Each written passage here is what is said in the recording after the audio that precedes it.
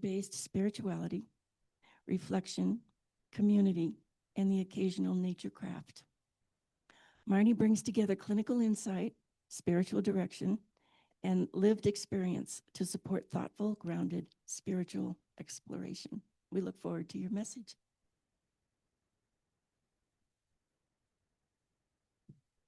Thank you. I'll put this in here.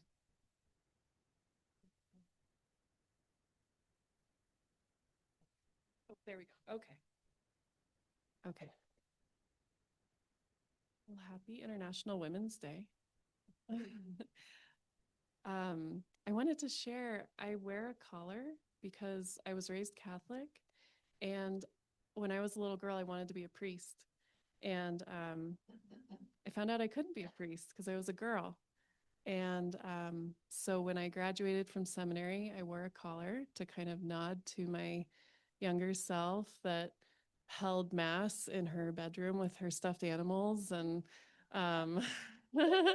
and so every time I speak, I like to wear a collar. And anytime I'm kind of representing myself as a minister, because it's like a nod to that girl that couldn't be a priest. So on International Women's Day, felt appropriate to share that. So, yeah. And like my bio said, I'm an interfaith, interspiritual minister. And so, whatever you believe or don't believe, I'm so glad you're here.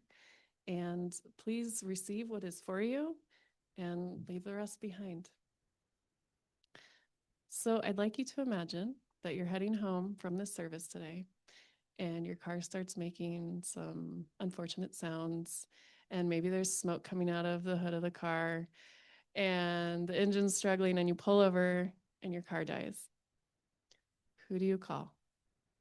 What do you do? What's the first step you take? All of these things are resources. They're what we reach for when life feels kind of big. And maybe we don't have the resources within us, and so we reach outside of ourselves for something else. Resources are really important. An example of a resource is your vehicle that gets you somewhere. It's having extra money on hand to respond to that car repair that you now have. It's having a friend to call or a mentor to call for support. It's what we turn to. And in psychology, a crisis is defined as a situation that exceeds our current internal resources to handle it. So an example would be the huge snowstorm that we had in 2023, where the normal tools and resources that we used to deal with the snow were no longer sufficient. My parents' house was built in 1993, and they were told by the contractor, you could land a jet on this roof. You'll never need to shovel it. It will be fine. And yet, just as many homes and businesses experienced, the walls started to have cracks, and there were signs that the roof was struggling. And so the first and only time in 30 years of living here, the roof was shoveled off. The crisis was the combination of the need, so much snow, that exceeded the resources available, the roof strength, and the city felt this weight as it struggled to keep up with snowplows and snowplow drivers, just the sheer human ability to keep up with the snow as it continued to fall. And the trees struggled, trees fell, causing power outages and road blockages. I'm sure you all remember this. And my family's experience of this winter was not unique. My husband and I both had COVID during the storm, and our power was out. We thankfully had a wood burning stove, so that kept us warm, and we used it to cook. I also was feeling extra sick, and I found out I was pregnant during that time, so I was having all day sickness. And so we were just like two lumps on the couch, like trying to survive. And we were incredibly thankful for our resources, the wood burning stove, the snowblower, our neighbors that kept checking in on us, family members who were in town and could help us, the plow drivers, the guy that our landlord hired to clear off our roof. We thankfully had what we needed to make it through the snowstorm relatively comfortable. And generally, crises are temporary. They have an end to them. The winter had an end. The snow did eventually all melt, I think in like June that year. And our brains and our nervous systems and our bodies are really not meant to respond to long-term crises. They're effective in the short term. But when a crisis is not temporary or it lasts for a very long time, this is where mental unhealth enters the picture. And conditions like acute stress disorder, PTSD, anxiety disorders, major depressive disorder can all occur. And I do want to note that these can occur in short-term crises as well, and they are just as valid. And the chronic stress of an ongoing crisis is its own kind of trauma. And so in crisis, we need additional resources. We need extra help.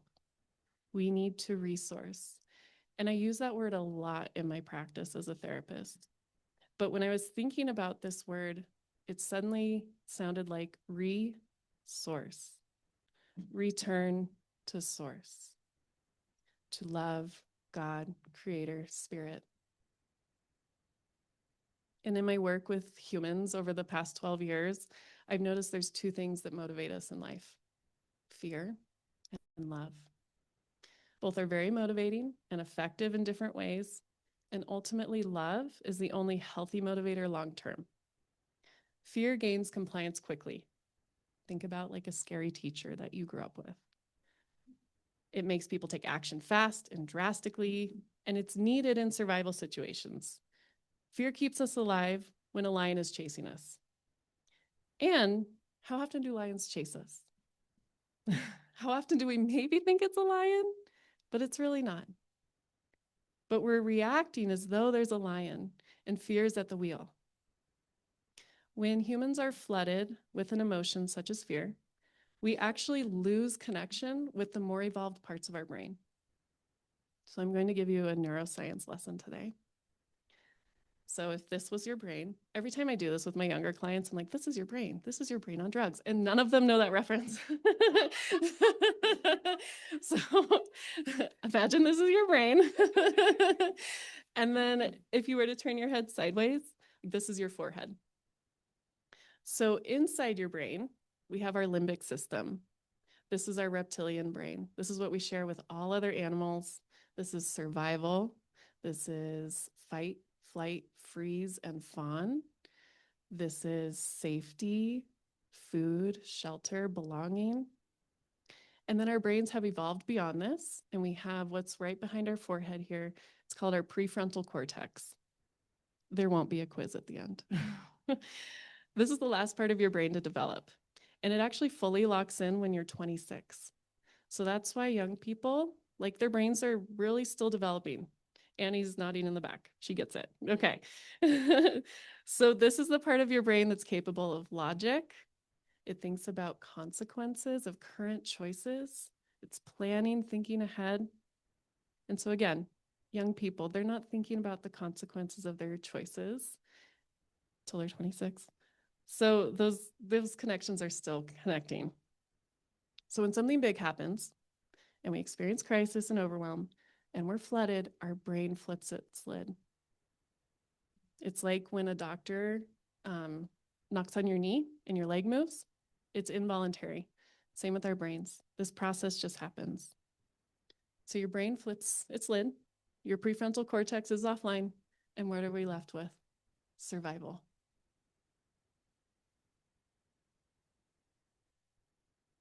So we do and we say things that are just reacting to the situation.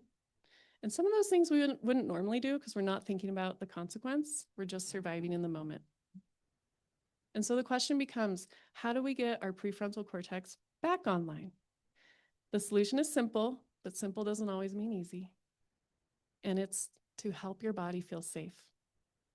If your body feels safe, your nervous system sends a message to your brain that it can relax.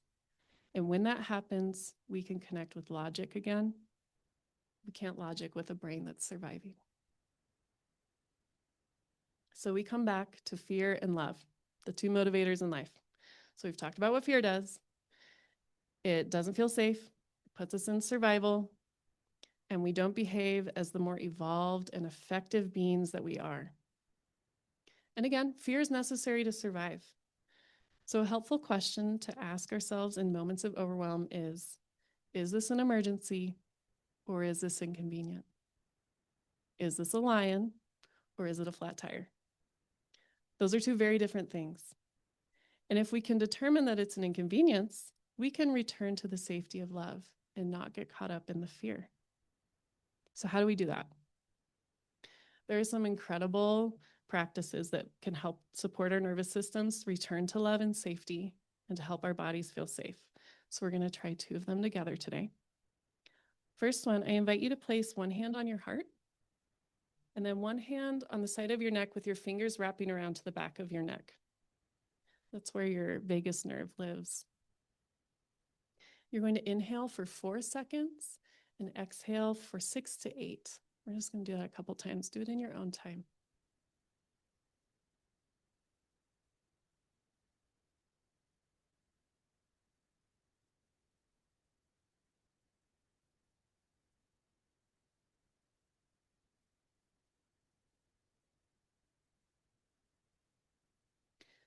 Feel the warmth of your hands and the heaviness of your heart.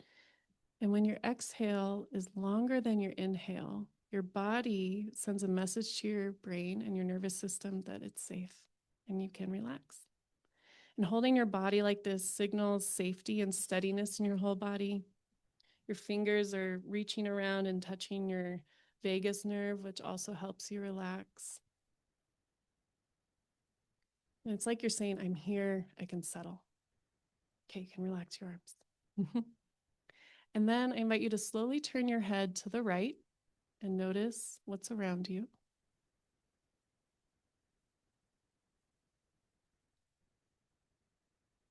And then slowly turn your head to the left and notice what's around you.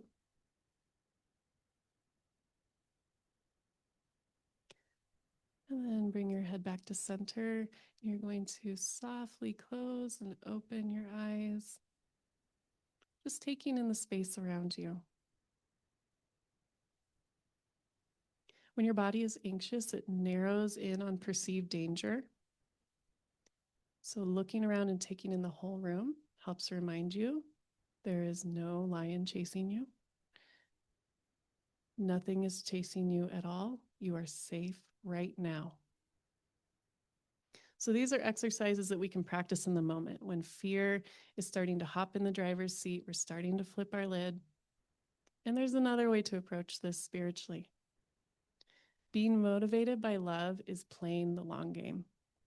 It's having the long-term goals in mind and doing the small, little things every day that add up to a consistent and effective practice of love. Prayer, meditation, journaling, reading inspirational books, engaging in supportive media, connecting with friends who remind us of who we are, who we truly are, that we are made by the great source of love, by God. My mentor calls God the great goodness, by Goddess, truth, creator, however you want to call it. When we are immersed in truth, it is much easier to connect to the truth of who we are, even in a crisis. When we need more resources because life has gone above and beyond what we have within us, we need to resource, return to source, return to truth, return to love. And it feels like too much is at stake. Right now, our world faces horrible injustice, pain, discrimination, and harm. We can spend hours doom scrolling and getting caught up in fear and panic and overwhelm. We can keep flipping our lids. And unfortunately, as we do that more and more, it strengthens that neural pathway to fear. It's like saying that there are two wolves, or like that saying that there are two wolves inside of you, that they're fighting. But in this case, it's fear and love. And which one wins? The one that you feed. I know that I'm guilty of feeding the fear by getting caught in my phone, reading headlines, wanting to stay informed. I want to know what's going on, but I can't be effective with that information if I'm paralyzed by fear. I have to find a healthy balance of how much I consume, and that looks different for everyone. but we need to stay connected to Source consistently to be effective in this world, to speak truth to injustice, to share love with all of our neighbors, and to bring about more true equality and equity in this world. And so I invite you to come back into your body, come back to the present, come back to safety and love, and to come back to Source for your support through it all. I invite you to place your hand on your heart and close your eyes and receive this message. This is an excerpt from To Bless the Space Between Us by John O'Donohue.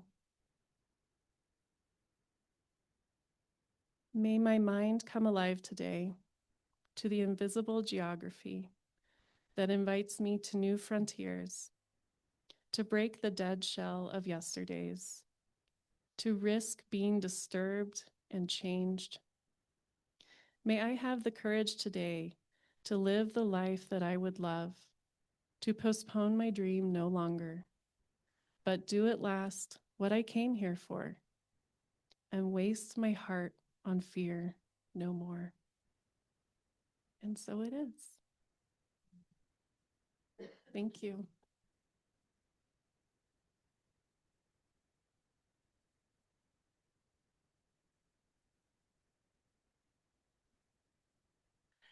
Thank you, Marni. Very informative.